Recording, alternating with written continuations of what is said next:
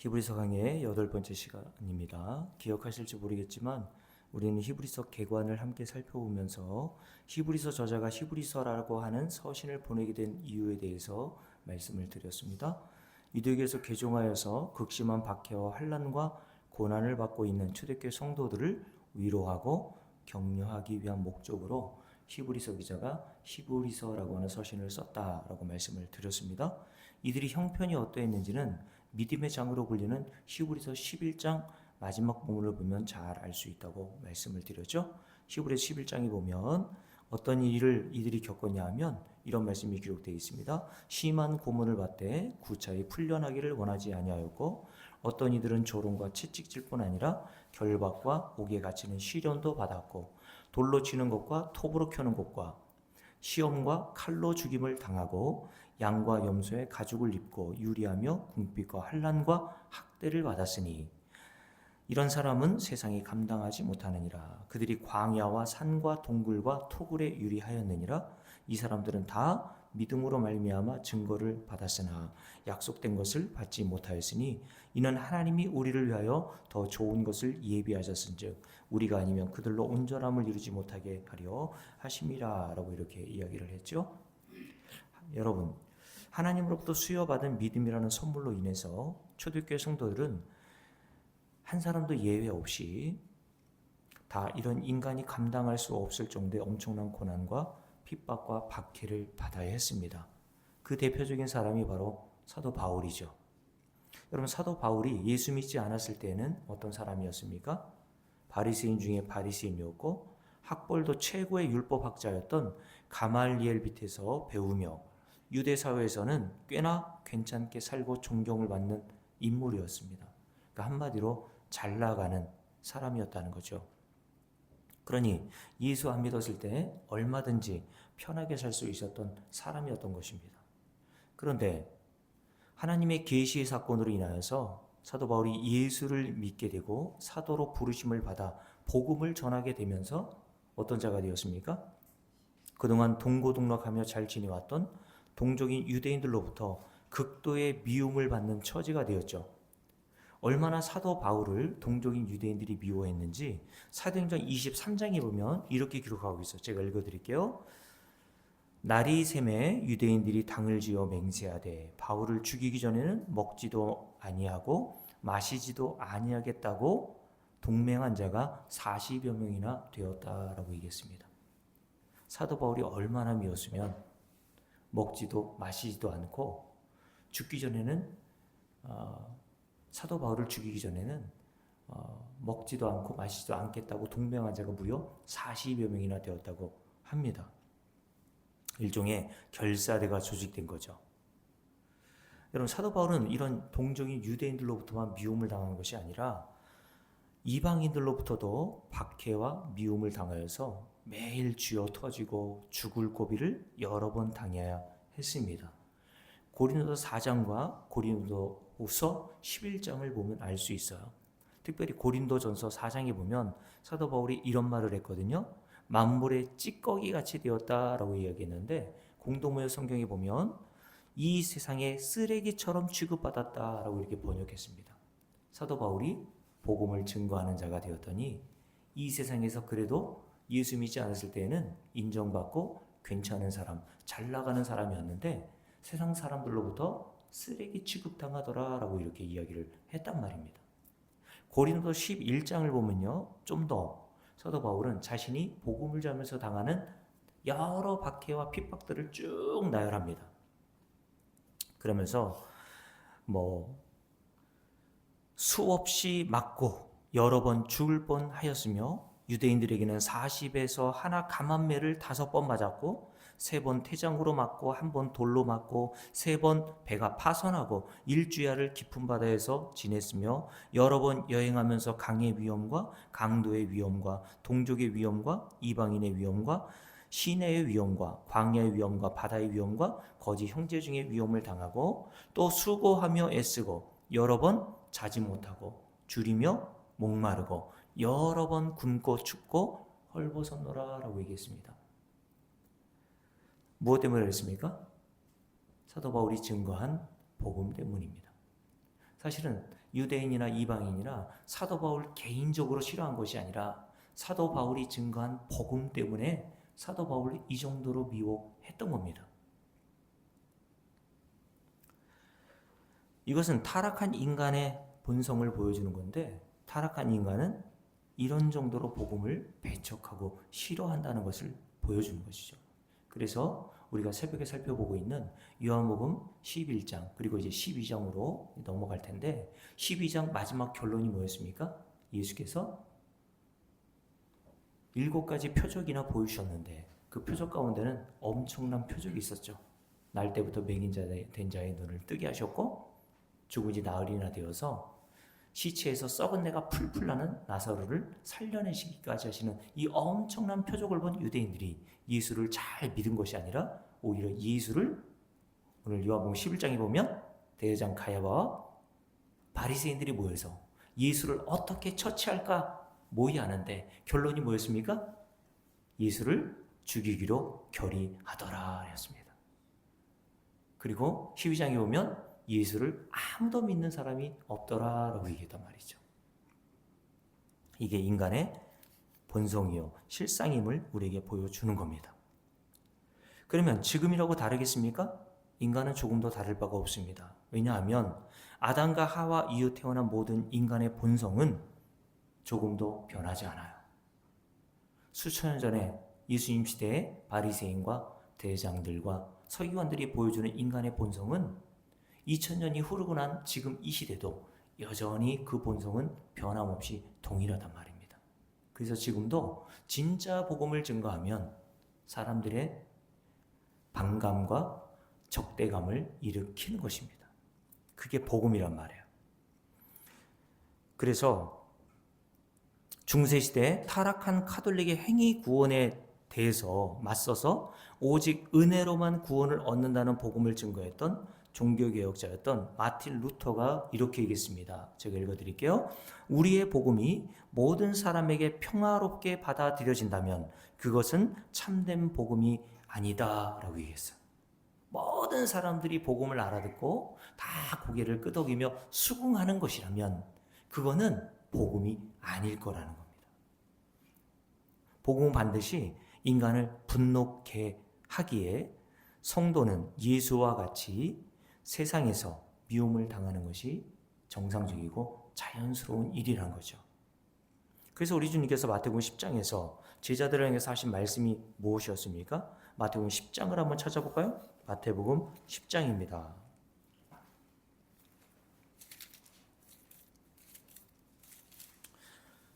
마태복음 10장 34절부터 함께 읽어볼게요. 함께 읽습니다. 내가 세상에 화평을 주러 온 줄로 생각하지 말라. 화평이 아니요 뭐를 주러 오셨다고 합니까? 검을 주러 왔노라 라고 말씀하시죠. 여러분 주석 맨 밑에 보면 검을 던지러 오셨다 이렇게 표현되어 있다고 이야기를 합니다. 검을 주러 왔다 라고 말씀합니다. 여기서 검이라는 것은 하나님의 말씀으로 보시면 돼요. 왜냐하면 히브리 4장에 보면 하나님의 말씀은 뭐로 표현했습니까? 이 세상에 어떤 날카로운 검보다 예리한 검과 같다라고 말씀하셨잖아요. 하나님께서 성도들에게 검을 주시러 오셨다고 말씀하신단 말이죠. 그러면서 이런 말씀을 덧붙이십니다. 함께 읽어봅니다. 35절 내가 온 것은 사람이 그 아버지와 딸이 그 어머니와 며느리가 시어머니와 뭐하게 하려고 한다고요? 화목하게 하기 위해서 오셨어요. 불화하게 하기 위해서 오셨대요. 여러분 이 말씀을 들어본 적 있어요? 예수님이 이 땅에 오셔서 검을 주신 이유, 말씀을 주신 이유는 가족 간, 이게 다 가족 아닙니까? 아버지와 딸이 그 어머니와 며느리와 시어머니가 세상에서 가장 가까운 가족 관계 안에서 불화하게 하려 함이다 라고 말씀하셨단 말이죠. 그러면서 36절 사람의 원수가 자기 집안 식구니라 라고 말씀을 하셨단 말입니다. 여러분 우리는 무엇을 원하죠? 가정의 화평과 화목을 원하잖아요. 가정의 불화를 원하시는 마음 손 들어보세요. 아무도 없죠? 근데 오늘 주님께서 세상에 왜 오셨대요? 가정을 불화하게 하려 합니다 라고 말씀하셨잖아요. 그럼 여러분 어떻게 해야 돼요? 가정이 화목하기 위해서는 교회 나와야 됩니까? 안 나와야 됩니까? 예수 믿어야 됩니까? 안 믿어야 합니까? 믿으면 안 되죠. 그래서 어떤 분은 가정의 화목을 위해서, 아내와의 화목을 위해서 종교도 바꾸기도 하고 교회도 바꾸는 경우들을 제가 여러 번 봤습니다. 그리고 많은 사람들이 예수 믿는 것이 자신의 가정의 화목의 보탬이 될 것이라고 생각한단 말이죠. 그런데 오늘 우리 주님께서 우리에게 아주 충격적인 말씀하시죠. 나는 너희들의 가정에 화목을 주러, 화평을 주러 온 게 아니라 오히려 검을 주어서 너희들의 그 가정에서 뭐하게 하기 위해서? 불화하게 하기 위해서 왔다라고 말씀하셨단 말이에요. 여러분 충격적이지 않습니까? 이런 말로 여러분의 주변에 있는 분들에게 전도한다고 생각해 보세요. 예수 믿으면 가정이 이렇게 불화가 된대. 그럼 여러분들에게 그 전도를 받은 사람들이 그래? 그럼 나도 예수 믿어야 되겠네. 이렇게 나올 사람이 있나요? 없단 말이죠. 여러분들도 이 말씀을 보니까 괜히 예수 믿기 시작했다고 생각 안 드십니까? 이럴 줄 알았으면 내가 왜 예수를 믿었을까? 이런 생각이 들 수도 있죠. 그래서 여러분, 이런 말이 전도지에 있는 것을 한 번이라도 본 분 한번 손들어 보세요. 여러분들이 가끔 이제 시내나 뭐 이런 데 가보면 전도하러 다니시는 분들이 전도지를 나눠줄 거 아닙니까? 근데 전도지에 이런 말씀, 이런 구절이 기록되어 있는 전도지 본 적 있어요? 없죠? 왜 없을까요? 다 하나님 말씀이잖아요. 그죠? 왜 없을까요? 이런 말씀들은 사람에게 거부감이 들 것이라는 것을 전도하는 사람도 다 알거든요. 그러니까 이런 말씀은 사람들에게 전도에 도움이 되지 않는다 생각해서 정말 사람들의 귀에 그래도 들을 만한 말로 어떻게 보면 꼬시는 거죠. 수고하고 무거운 짐 자들아 다 내게로 오라 내가 너희를 쉬게 하리라 라고 하는 말씀, 아주 전도지에 자두중당하는 말씀이죠. 영접하는 자, 곧 그 이름을 믿는 자들에게는 하나님의 자녀가 되는 권세를 주셨다. 요한복음 1장 12절 말씀.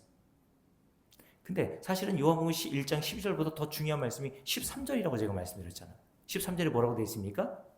근데 예수를 영접하는 것은 인간의 노력과 힘쓰므로 되는 것이 아니라 혈통으로나 육정으로나 되는 것이 아니라 하나님께로부터 난 자라야 예수를 믿게 된다라고 말씀하시잖아요. 그러니까 13절을 빼먹는 이유는 다른 게 없어요. 인간에게 이런 복음은 거부감이 들거든요. 그래서 어떻게 해서든지 인간을 잘 설득해서 교회에 나오게 한 다음에 그런 다음에 이런 말씀을 배우게 하면 좋겠다라는 생각을 갖게 되는 것이죠.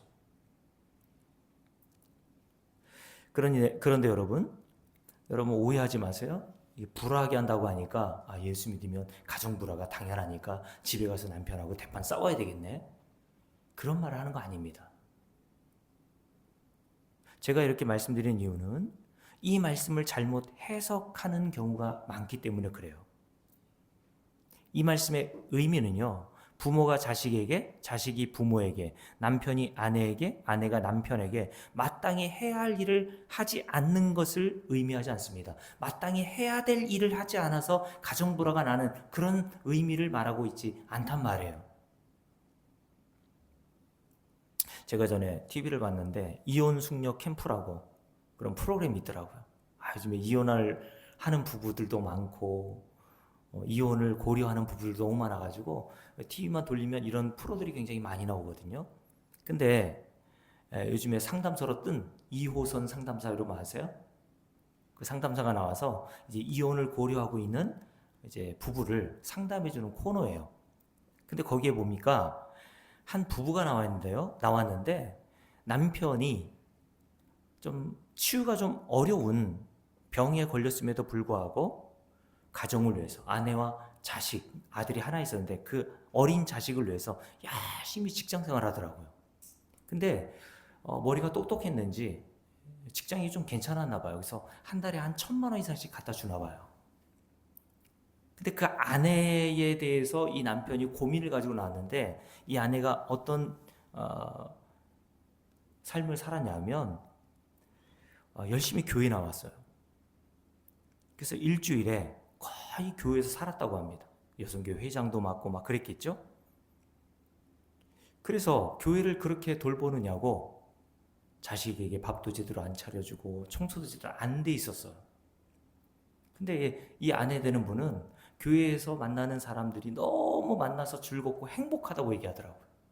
그럴 수 있습니다. 근데 이웃은 상담자도 크리스찬이거든요. 그러면서 해줄 그 아내에게 이렇게 한마디를 하더라고요. 집이나 잘 돌보세요. 그러더라고요. 제가 여러분들에게 이런 말 할까 말까 하다가, 왜냐하면 여러분은 이미 교회보다 집을 워낙 잘 돌보고 계시기 때문에 이런 말을 할 의미가 별로 없을 것 같아서, 네? 교회를 잘 안 돌봐서 그렇지도. 근데 여러분, 성경은 우리에게 마땅히 해야 될 일을 하지 않아서 불화가 날 것이라고 말씀하는 게 아닙니다. 하나님께서 우리에게 검을 주시고 말씀을 주시면 왜 불화가 나는 줄 아십니까?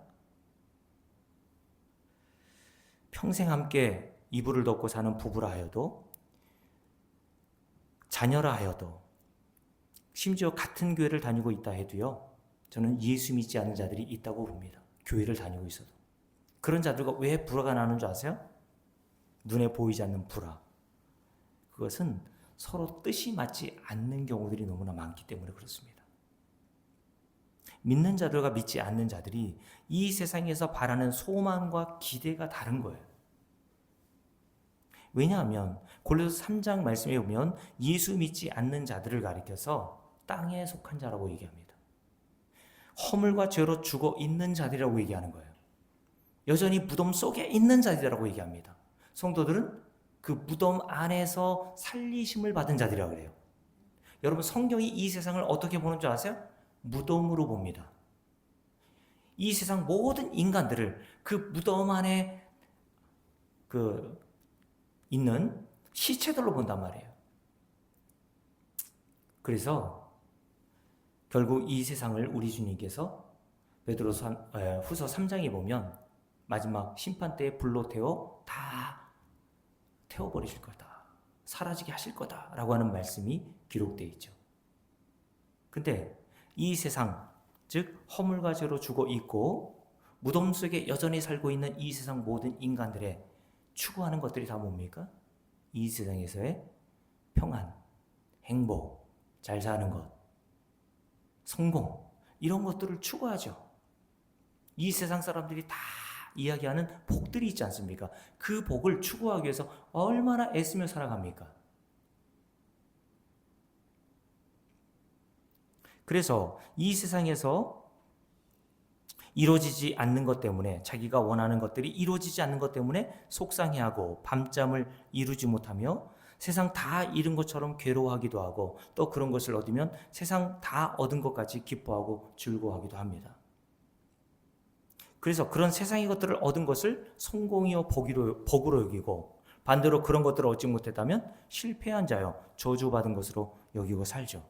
이것이 그들이 땅에 속해 있다는 증거고 마귀의 나라인 흑암에 아직도 소속된 자들임을 보여주는 겁니다. 예수 믿는 자들은 다르단 말이에요. 예수 믿는 자들에 대해서 성경 우리를 가르쳐 뭐라고 얘기하는지 아세요? 땅에 속한 자가 아니라 하늘에 속한 자라고 얘기합니다. 그래서 에베소 2장에 오면 성도들을 가리켜 예수 그리스도와 함께 이미 하늘에 앉혀진 자라고 얘기했어요. 골로새 1장에 보면 성도를 가리켜 하나님의 나라로 이미 옮겨져 있는 자라고 얘기했습니다. 그리고 빌립보 3장에 보면 성도들을 가리켜 이미 하나님 나라에 적을 두고 있는 하나님 나라의 시민권자라고 이렇게 얘기했습니다. 그래서 이렇게 하늘에 속한 성도들은 에베소 1장에서 기록하고 있는 하늘에 속한 신령한 복이 무엇인지를 알아가요. 예수 그리스도의 피로 속죄함을 받아 하나님의 자녀가 된 것을 복으로 알고, 이 세상이 끝나면 그것으로 끝나는 것이 아니라 저 여러분이 소망하고 기대했던 하늘에 속한 모든 신령한 복을 누리게 될 날을 고대하며 그 복을 하나님이 주신 것으로 이 세상에서 기뻐하며 산단 말입니다. 이게 성도란 거예요. 그러니 점점 예수 믿으면 믿지 않은 자들과 말이 잘 통하지 않는 게 당연한 일입니다. 한 이불을 덮고 자는 남편과도, 내 배에 아파서 낳은 자식과도 말이 점점 통하지 않아요. 왜요? 나는 하늘의 것을 얘기하고 있는데 자녀와 남편은 땅의 것을 얘기하고 있거든요. 마음이 맞지 않는 거예요. 이런 자들과 함께 사는 것이 얼마나 힘든 줄 아세요? 서로 마음이 맞는 사람과 함께 살고 함께 대화하고 그런 기쁨이 있는 반면에 마음이 전혀 다르고 맞지 않는 사람과 함께 사는 것이 얼마나 힘든 일입니까? 그래서 남자와 여자가 결혼해서 사는 부부 생활이 그렇게 힘든 거예요. 왜 그래요? 우리 최구조 이사님 남편하고 잘 맞습니까? 하나도 안 맞아서 힘들죠? 부부 생활이 왜 힘드냐면 다른 것 때문에 힘든 것이 아니라 하나도 맞는 게 없는 것 때문에 힘들어요. 제가 유튜브 영상을 보니까 프랑스에서 시집 온 여자가 있어요. 근데 한국말도 너무 잘하고 남편이 이제 건설 노동자였나 봐요. 그래서 남편 따라서 뭐 일용직도 다니고 막 하는 프랑스 30대 정도로 보이는 그 아내가 유튜브에 나와서 그런 얘기 하더라고요. 내 남편은 로또라는 거예요. 왜 그런지 아십니까? 하나도 맞는 게 없다는 거예요. 여러분, 하나도 맞지 않는 사람과 사는 게 얼마나 힘들어요. 그렇죠? 제 아내하고 저도 잘 맞을까요? 안 맞을까요? 예? 어떻게 잘 알아세요? 뭘 보고 잘 맞는다고 얘기하세요? 저는 제 아내하고 성향적으로 잘 안 맞아요. 제 아내는 O형, 저는 B형. 예. 혈액형부터 굉장히 많이 차이가 나지 않습니까? 여러분, 우리는 이 땅을 살아가면서 하나님 나라의 시민권자가 되면서 이제 하나님과 조금 우리의 신랑이신 우리 주 예수 그리스도와 조금 마음이 맞아가는 중이에요. 우리 남편이신 예수 그리스도와 신부인 저와 여러분은 원래 뜻이 안 맞았단 말입니다. 그래서 예수 믿지 않는 자들을 하나님 나라에 들여놔도요, 예수 믿지 않는 자들은 견딜 수가 없어요. 왜요? 하나님 나라는 어떤 곳이라고 되어 있습니까? 요한계시록 5장 우리가 살펴봤잖아요. 그리고 7장 다 묵시 속에서 저와 여러분이 하나님 나라에 들어가 있다면 다 뭐하고 있단 말입니까? 하나님께서 성도들, 죄인들에게 주신 하늘에 속한 복을, 그 하나님을, 그 아들 예수 그리스도를 온 마음과 온 힘을 다해 찬송하고 있잖아요. 그걸 누가 견딜 수 있어요, 여러분? 예수 믿지 않는 자들이 그걸 알 턱도 없는데 어떻게 찬송하는 일이 즐겁고 기쁠 수가 있나요? 맞지 않는 거예요. 하나님의 나라는 하나님의 백성들만 맞는 곳입니다. 그래서 하나님은 우리를 하나님 나라에 들이시기 위해서 여기서부터 조금씩 하나님 나라에 맞는 백성으로 만들어 가시는 중입니다. 다시 말씀드릴게요. 저와 여러분이 이 땅에서 왜 환난을 겪고 우리가 당하는 환난이라는 것은 히브리서를 받아보게 될 초대교회 성도들이 받는 그런 환난은 아니에요. 육체적인 어떤 고통이 있고 괴로움이 있고 무슨 박해가 있는 그런 환난은 요즘 거의 없잖아요. 근데 여러분, 정말 여러분들이 성경, 하나님이 저와 여러분에게 뭘 주러 왔대요? 검을 주시러 왔대잖아요. 말씀, 복음을 주러 오셨단 말이에요.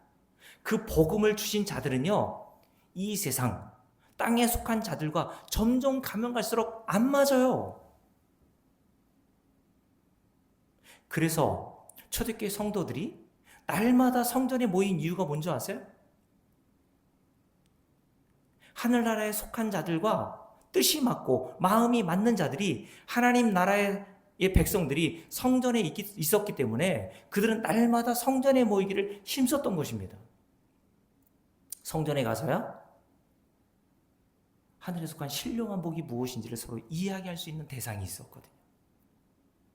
그래서 여러분, 사실을 여러분들 뭐 일석이석 우리 교회에서 이렇게 나눠서 속회배 드리는데, 속회배 드리는 여러분 그 속도원들 있지 않습니까? 여러분들이 모이면 그런 얘기가 말이 통해야 된단 말이에요. 여러분, 말이 통합니까? 교회 오셔서? 성도들과 말이 좀 통하고 있나요? 그래서 성도는 함께 사는 육신의 가족들과 불화할 수밖에 없고 이 세상을 사는 동안 환난인 것이 당연한 겁니다. 그래서 베드로는 자신이 쓴 서신 베드로전서 4장에서 복음을 믿는다는 이유로 유대교에서 출교를 당하고 가족으로부터 배척을 당하여 흩어진 나그네 신세가 되어버린 성도들에게 이렇게 얘기했습니다. 베드로전서 4장을 한번 볼까요? 베드로전서 4장입니다. 베드로전서 4장을 한번 보세요.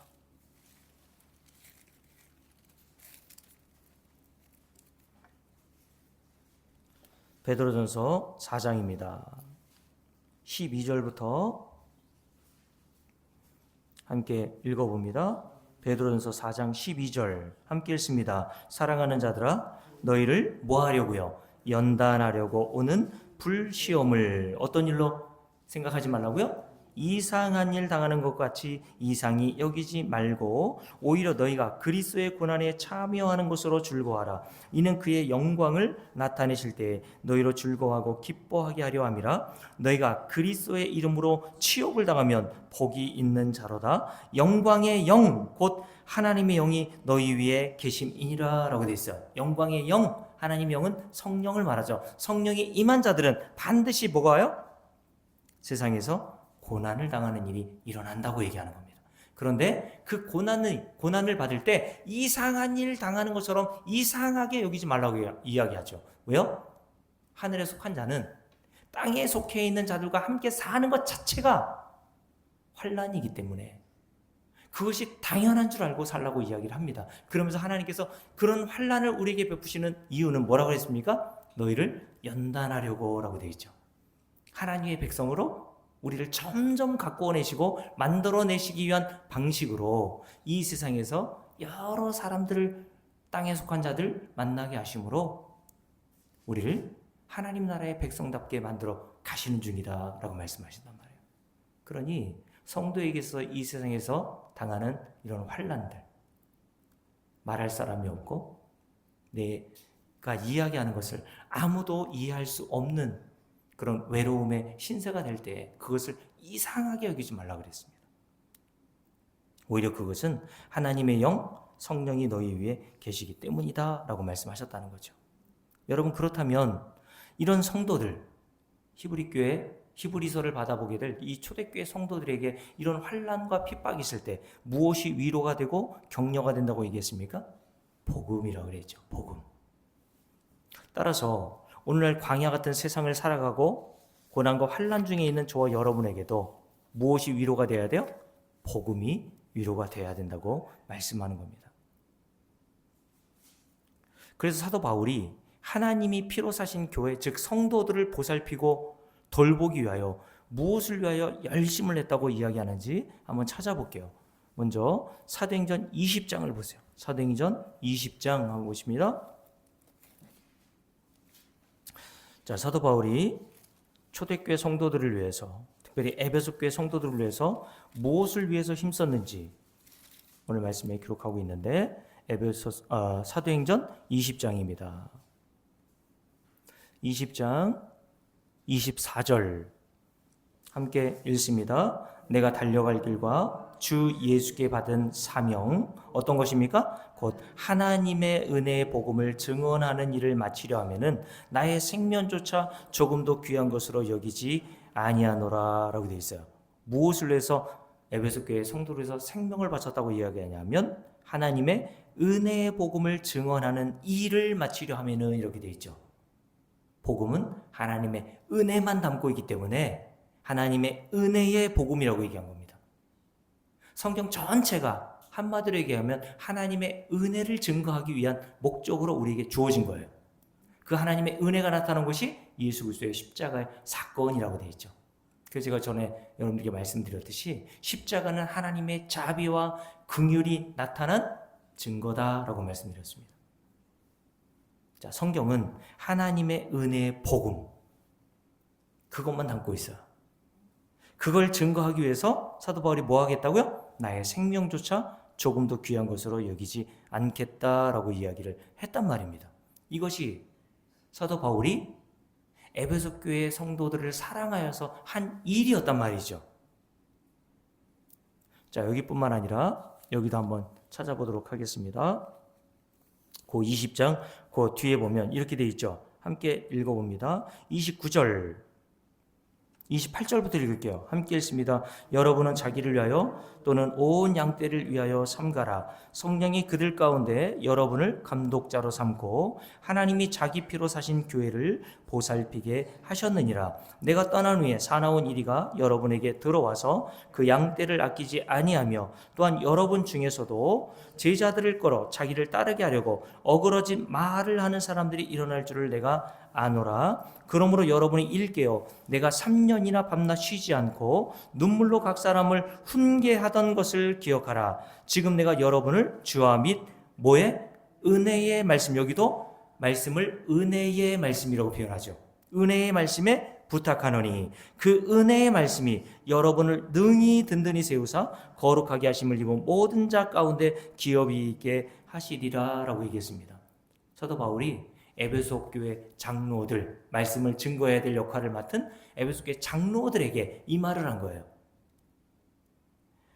장로들이 하나님이 피로 사신 교회를 돌보라고 세우셨는데 하나님이 피로 사신 교회를 돌보는 일이 뭐라고 그랬습니까? 은혜의 복음을 증거하는 것이다 라고 얘기했던 겁니다. 그것이 사도 바울과 에베소 교회 장로들이 하나님이 피로 사신 교회의 성도들을 사랑하는 길이라고 말씀을 하는 것이죠. 자, 그래서 데살로니가전서 2장도 한번 볼까요? 데살로니가전서 2장을 한번 보세요. 데살로니가전서 2장 한번 보십시오. 데살로니가 교회 성도들에게 쓴 데살로니가전서 2장에서도 이렇게 이야기를 합니다. 7절부터 함께 읽겠습니다. 우리는 그리스도의 사도로서 마땅히 권위를 주장할 수 있으나 도리어 너희 가운데서 유순한 자가 되어 유모가 자기 자녀를 기름과 같이 하였으니 우리가 이같이 너희를 사모하여 한 일이 뭡니까? 이같이 내가 너희를 데살로니가 교회 성도들이죠. 사모하고 사랑하여서 한 일, 그게 뭐라고 이야기하냐면 이렇게 얘기하죠. 하나님의 복음뿐 아니라 우리의 목숨까지도 너희에게 주기를 기뻐함은 너희가 우리의 사랑하는 자 됨이라 라고 얘기했습니다. 사도 바울이 데살로니가 교회 성도들에서 사모해서 한 일이 뭡니까? 하나님의 복음을 전하면서 고난을 당하는 일이었다라고 이야기를 한단 말이에요. 그러면서 9절 말씀 함께 읽습니다. 형제들아, 우리의 수고와 애쓴 것을 너희가 기억하리니 너희 아무에게도 폐를 끼치지 아니하려고 밤낮으로 일하면서 뭐 했습니까? 너희에게 하나님의 복음을 전하였노라 라고 되어 있어요. 밤낮으로 애쓰며 개인적으로 일하여서 먹고 살 그 어떤 재정적인 그런 일을 하면서 사도 바울이 데살로니가 교회 성도를 위해서 한 일은 딱 이겁니다. 그들에게 뭘 했다는 겁니까? 복음을 전하는 일이었다라고 얘기했어요. 사도행전 20장에서도 데살로니가전서 2장에서도 사도 바울이 초대교회 성도들을 위해서 그 영혼을 사랑하여서 한 일은 하나님의 은혜의 복음을 전하는 일이었다라고 이렇게 이야기를 한단 말입니다. 그러니 여러분, 만약 제가 목사로서 여러분들의 영혼을 위해서 여러분들을 진짜 사랑하여서 이 제자교회라는 곳에서 제가 여러분들을 위해서 해야 될 일이 그러면 뭐겠습니까?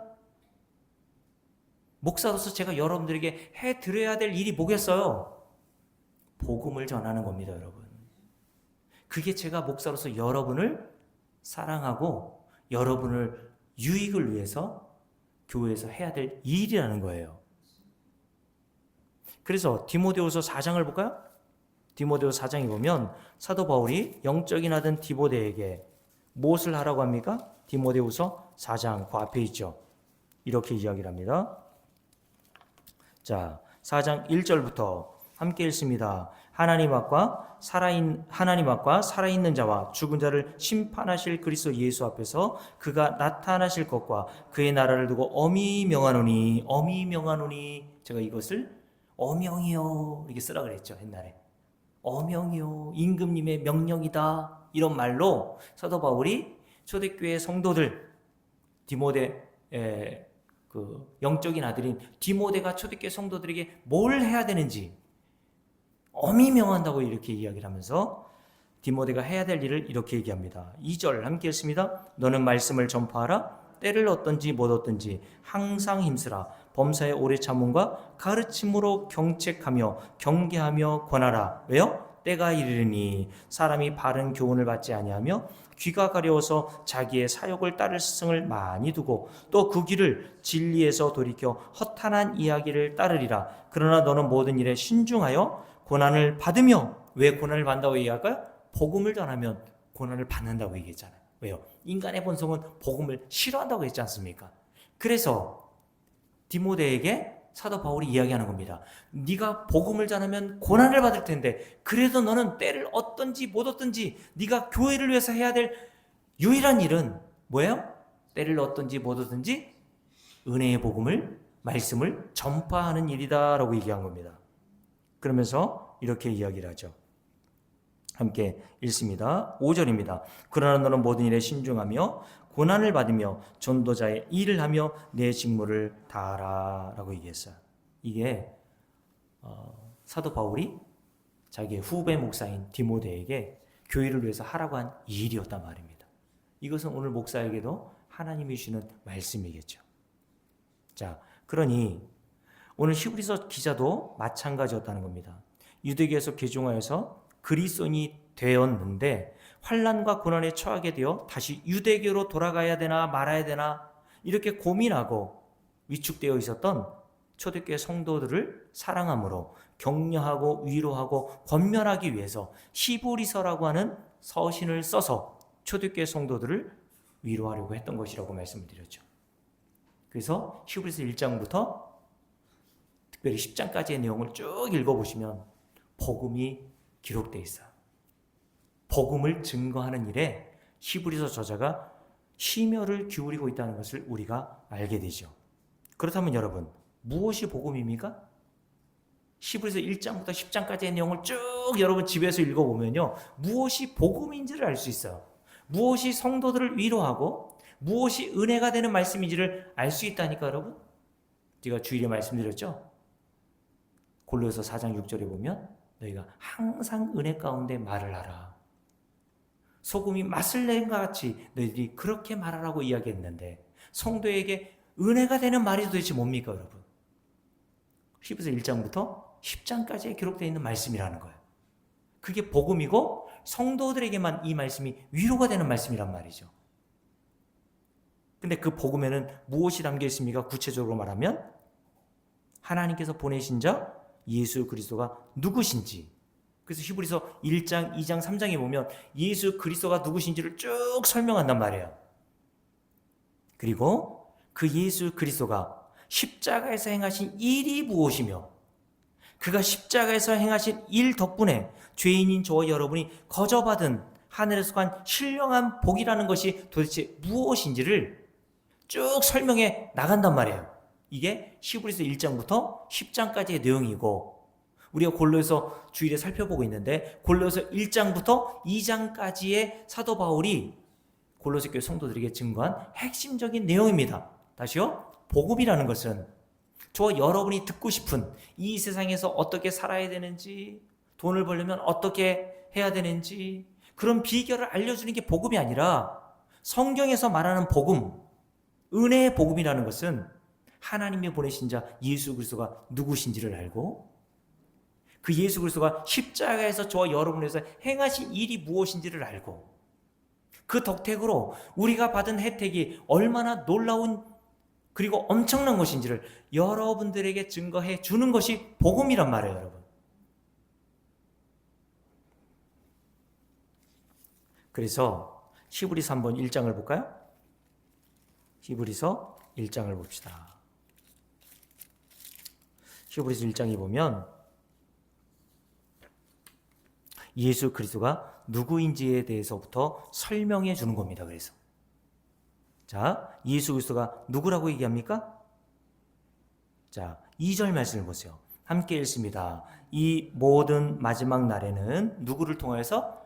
아들을 통하여서 우리에게 말씀하셨으니 이 아들을 만유의 상속자로 세우시고 또 그로 말미암아 모든 세계를 지으셨느니라. 예수 그리스도를 누구라고 얘기하죠? 하나님의 아들이시다라고 얘기해요. 그러니 이 아들 되신 예수 그리스도는 어떤 분이시냐? 4절 말씀을 보세요. 함께 읽습니다. 그가 천사보다 훨씬 뛰어나신 분이시다 라고 얘기합니다. 그러면서 그 아들 되신 예수 그리스도가 또 누구신지를 3장에서 이렇게 말씀하고 있죠. 3장을 볼까요? 3장. 자, 함께 읽습니다.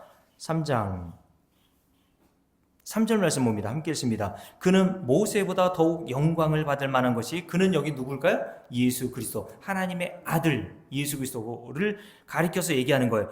모세보다 훨씬 더 영광을 받을 만하신 분이시다라고 얘기했어요. 유대인들에게서 모세는 대단한 사람, 영웅이었거든요. 유대인들에게 있어서 조상 중에 가장 탁월한 조상, 위대한 조상, 존경받아 마땅한 조상, 뭐 다윗도 있었고 아브라함도 있었고 그 중에 한 사람이 바로 모세였단 말입니다. 근데 히브리서 기자는 유대인들, 그러니까 유대교에서 개종한 그리스도인이라고 했으니까 이들도 역시 이전에는 모세에 대해서 그런 존경을 표했던 사람들이란 말이죠. 그런데 히브리서 기자가 예수 그리스도를 하나님의 아들이라고 표현하면서 뭐라고 했다고요? 예수 그리스도는 천사와도 비교할 수 없는 분이야. 그리고 3장에서는 뭐라고 얘기합니까? 모세와도 비교할 수 없는 분이시다라고 얘기하면서 그 뒤에 뭐라고 되어 있어요? 함께 읽습니다. 자, 3장 3절입니다. 그는 모세보다 더욱 영광을 받을 만한 것이 마치 집 지은 자가 그 집보다 더욱 존귀함 같으니라. 집마다 지은 이가 있으니 만물을 지으신 이는 누구예요? 하나님이시다. 모든 만물을 지으신 분이 누굽니까? 하나님이시죠. 그럼 그 만물 가운데도 누가 있는 거예요? 모세가 있었단 말입니다. 그러면 모세보다 그 모세를 지으신 하나님이 얼마나 더 영광을 받으셔야 되냐? 이 말이거든요. 여러분, 어떤 건축물을 보면 그 건축물을 보고 그 건축한 자가 생각이 나죠. 그죠? 야, 누가 저렇게 건축을 멋들어지게 했대? 이렇게 건축한 자를 영광을 돌리고 칭송하는 것처럼 모세가 대단한 것이 아니라 하나님께서 모세를 만드셔서 그런 모세를 사용하시는 분이심을 성경은 우리에게 가르쳐주고 있단 말이에요. 근데 예수 그리스도는 누구라고요? 하나님의 아들이시면서 동시에 3절 말씀, 4절이죠. 집마다 지은 이가 있으니 만물을 지으신 이는 하나님이시다라고 얘기했단 말이에요. 예수 그리스도는 누구란 말이에요? 만물을 창조하신 하나님이시다라고 얘기한 거예요. 자, 그래서 1장부터 다시 넘어가 볼까요? 1장에 보면 2절에 그 하나님의 아들 되신 예수 그리스도가 어떤 분이신지를 우리에게 이렇게 말씀하죠. 함께 읽습니다. 2절. 이 모든 마지막 날에는 아들을 통하여 우리에게 말씀하셨으니 이 아들을 만유의 상속자로 세우시고 또 그로 말미암아 모든 세계를 지으셨느니라 라고 되어 있어요. 예수 그리스도는 하나님의 아들이실 뿐만 아니라 이 세상 모든 만물을 창조하신 하나님이시다라고 얘기했어요. 이것은 히브리서 기자뿐만 아니라 요한복음의 사도 요한도 예수 그리스도를 똑같이 증거하고 있습니다. 요한복음 1장을 볼까요? 요한복음 1장을 보세요. 자, 요한복음 1장입니다.